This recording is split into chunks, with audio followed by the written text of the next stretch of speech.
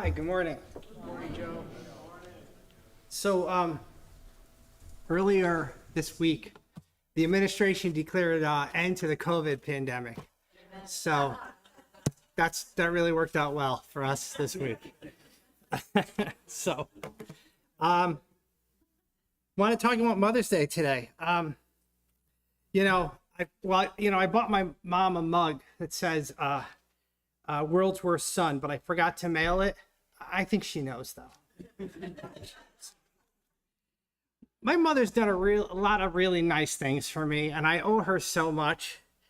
But one of the things she did for me a few days before I got married, she took a picture of the bathroom after I left, after I'd taken a shower, and my clothes were all over the floor, my socks were on the floor, the hamper was about a foot, 2 feet away from where my clothes were on the floor.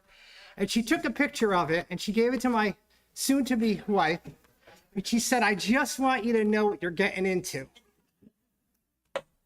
But now when my wife complains I leave stuff on the floor, I say, you knew. So I want to start out by talking a little bit about the history of Mother's Day. Mother's Day was created by Anna Jarvis in 1908. In 1914, it became an official U.S. holiday by President Woodrow Wilson to be celebrated the second Sunday in May. And what's funny about it, though, is Anna Jarvis spent the rest of her life trying to undo Mother's Day, trying to end it because it got too commercialized, which is interesting. I think what happened was once the greeting card conglomerates got a hold of it, and the big flower, and as Bernie Sanders would say, the corporations, once they got a hold of it, they weren't letting it go. So the Bible teaches us mothers are supposed to be honored and respected.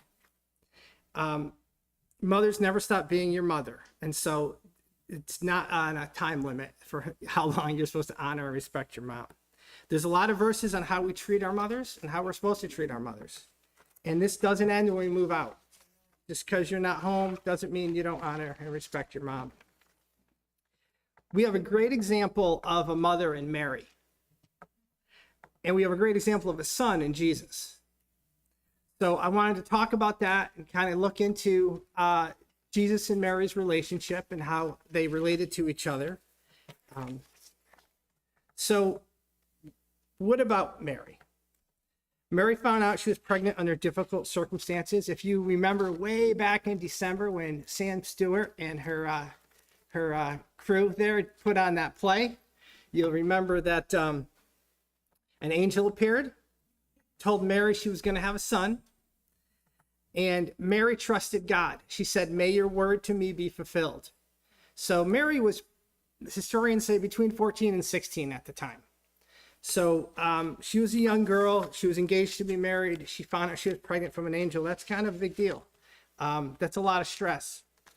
Later, Mary visited Elizabeth, and Elizabeth heard Mary's voice, and the baby leapt in her womb. And Elizabeth cried, "Blessed are you among women, and blessed is the child you would bear." So Mary knew this was a special child. I mean, if the angel hadn't clued her in that this was going to be a special child, then when she visited Elizabeth, it was just more reinforcement that there was something very special and unique about her baby. So, Mary didn't always understand her son. They were at the temple. 12-year-old Jesus, they left Jerusalem after Passover, and they discovered Jesus was missing. So, there must have been a lot of panic, and he wasn't anywhere to be found, okay? They finally found him in the temple. Mary was kind of mad at him. She said, "Why have you treated us so?" So Mary was actually a little upset with Jesus there. And Jesus said, "I need to be in my Father's house." So, he put God first, and he was trying to explain to his mother that, God is first. I had to be there in the temple. But then after that, Jesus was submissive to his mother and to Joseph, and he went back with them. And it says that Mary treasured these things in her heart. So she realized that this was a special thing that had just happened. So she went through that abject terror originally. I don't know if you've ever lost a kid, but I have.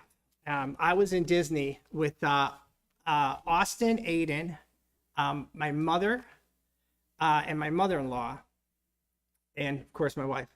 And we were there, and we were taking a break. So we were at the little kids area in Disney near like the Mickey Mouse house or whatever it is.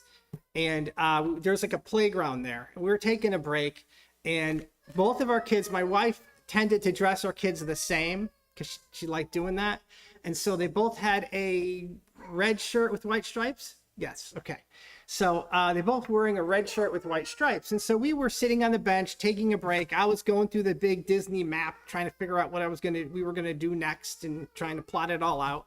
And we would look up every once in a while. Red shirt, white stripes, red shirt, white stripes. Good. So we were doing that. And eventually we looked up red shirt, white stripes, red shirt, white stripes. And one of those kids turned around. It wasn't our son. And we were, oh no. So, Kendra kind of got into a little bit of a tizzy. She was going around to all the rides, telling the workers to stop doing what they were doing and start looking for our child. And she was going, what if it was kidnapped? And she was like, somebody needs to guard the front entrance. And eventually we found him. He was over near the racetrack. And I think Disney gave us free ice cream or something for the whole family. So I told Aiden, I said, tomorrow you're getting lost. So, but at any rate, Mary must have been in some kind of panic. But then once she found him and she realized what he was doing, that meant a lot to her. Mary was actually there for the first miracle. There was a wedding in Cana. Jesus was there, so he had some disciples at this point with his disciples and his mother.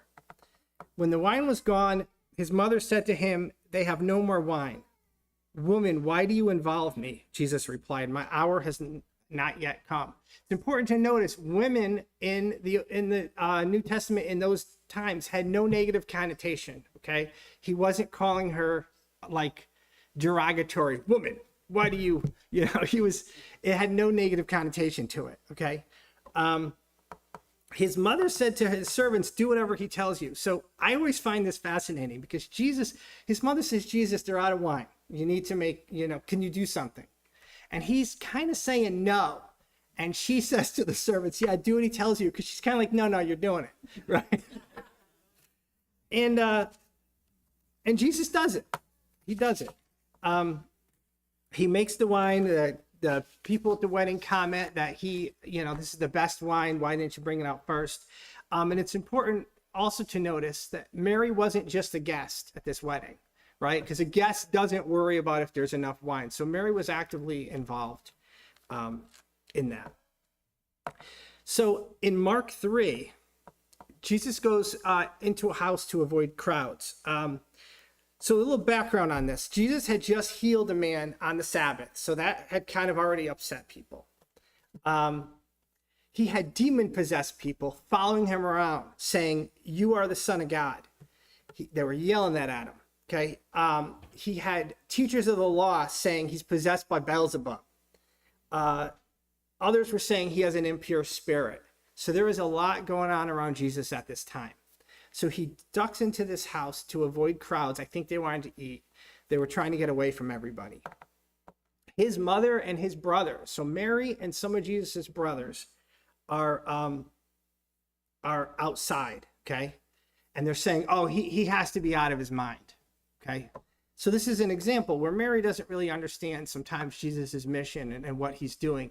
And I'm sure she was very, very worried for him because of everything going on. She was afraid she was going to get hurt. They didn't come in the house. So Mary and the brothers, they didn't come in the house. They had somebody else go in and say, "Your mother and brothers are outside looking for you."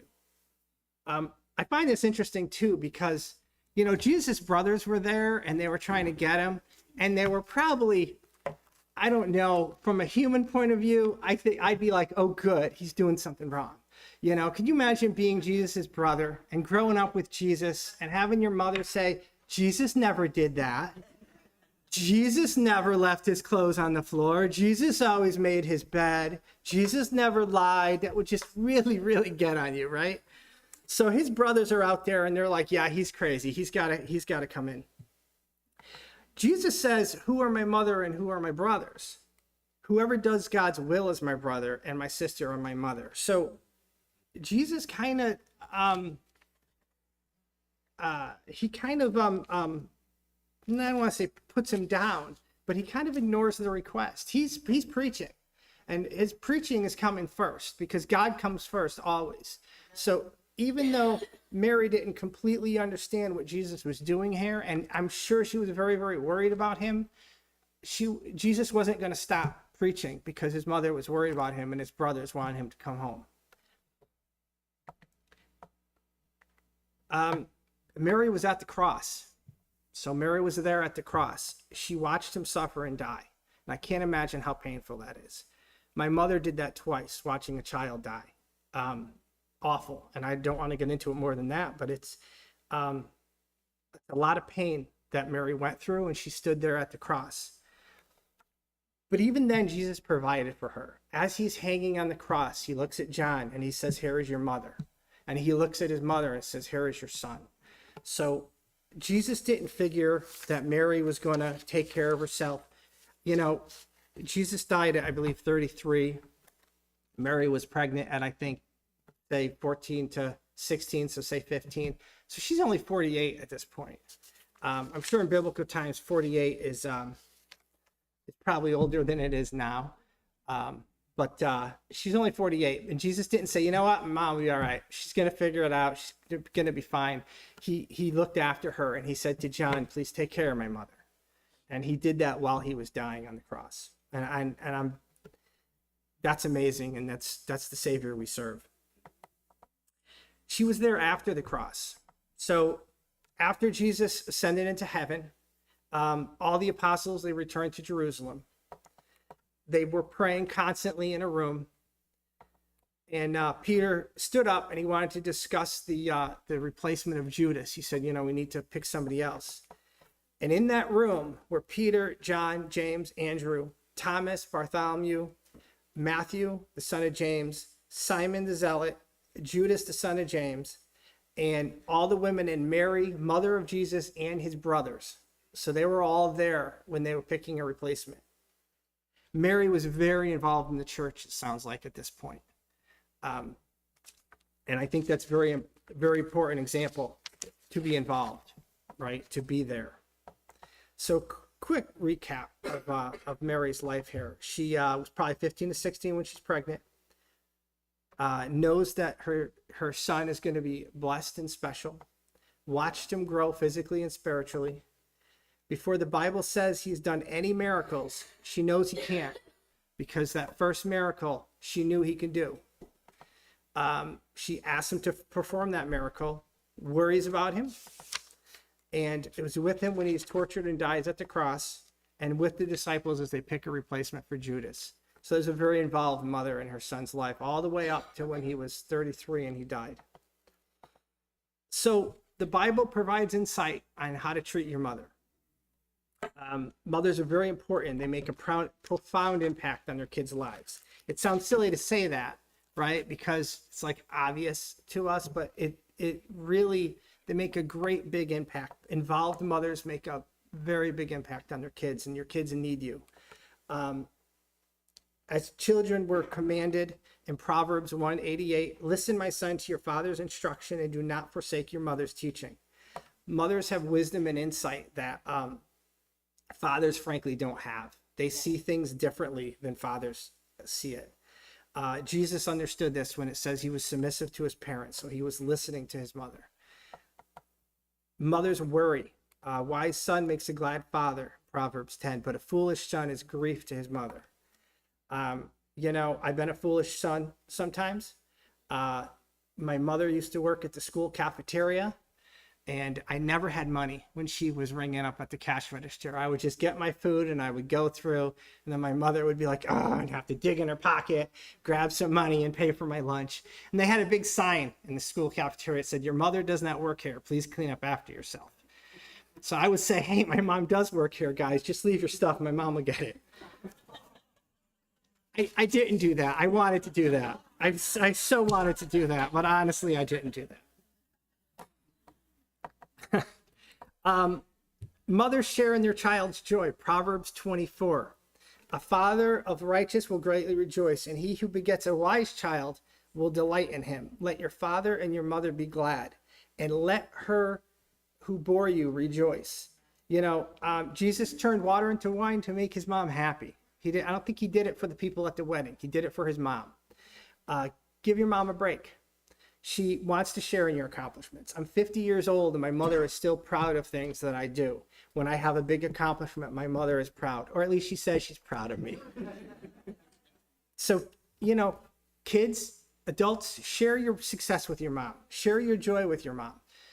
When you come home from school and your mom says, hey, how was school? Don't just say fine. I know that, you know, men especially, and boys, I think they say that men have 12,000 words a day. And I think the study is like women have 25 million. So I know sometimes they're asking a lot of questions, but answer them.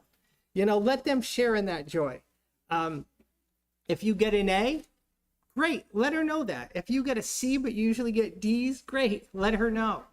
They want to share that. My wife, Kendra, asked the kids often. She tries to do it every day, but she misses sometimes. What's your rose and what's your thorn? And the kids' eyes always roll. I don't want to answer this. But, you know, when they have a really good day, sometimes they'll be like, hey, you didn't ask us what our rose was. So they want to tell her. And it's important to tell your mom when you do good things. Sometimes if all your mom hears from you is grief, that hurts her. That emotionally, that hurts her. So that's important. Hold on, this didn't move, did it? Why did it stop moving? I may have to do this manually. Okay, mothers deserve our care. So 1 Timothy 5:4 says, if any widow has children or grandchildren, let them first learn to show piety at home and to repay their parents, for it is good and acceptable before God. So we should take care of our mother. We should take care of our parents. Jesus hanging on the cross knew that. So as he hung on the cross, he knew that, and he wanted to make sure his mother was taken care of, make sure she was looked after. So mothers, again, are very, very important in our children's life. Even if it doesn't seem it and your kids don't acknowledge it,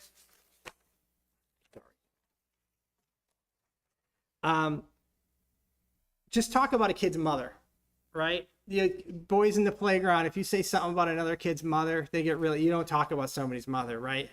So the kids, they know how important their mothers are. Fathers seem to be open game. I don't hear yo father jokes very often, but you don't talk about mothers.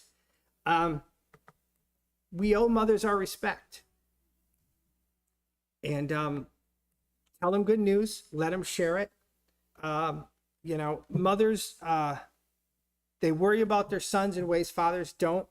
Kendra will be up at night worrying about the kids. She'll worry about their futures, their present, things that happened in the past. You know, when kids mess up and make big mistakes, it causes a lot of grief and pain for a mother. You know, mothers feel differently and more, I think, more intensely for their children. I love my kids dearly. I don't worry about them as much as my wife does. And I don't know if that's a dad thing or not. You're just kind of like, yeah, they're going to work it out. Yeah, they'll be all right. But my wife worries and kind of, you know, worries about their futures and wants the best for them all the time. And I think that's good. I think God made a team, a father and a mother, for a reason, you know, and could a mother do it on her own? Yeah. Is it ideal? Is it the best possible situation? No. But many mothers have done a great job on their own.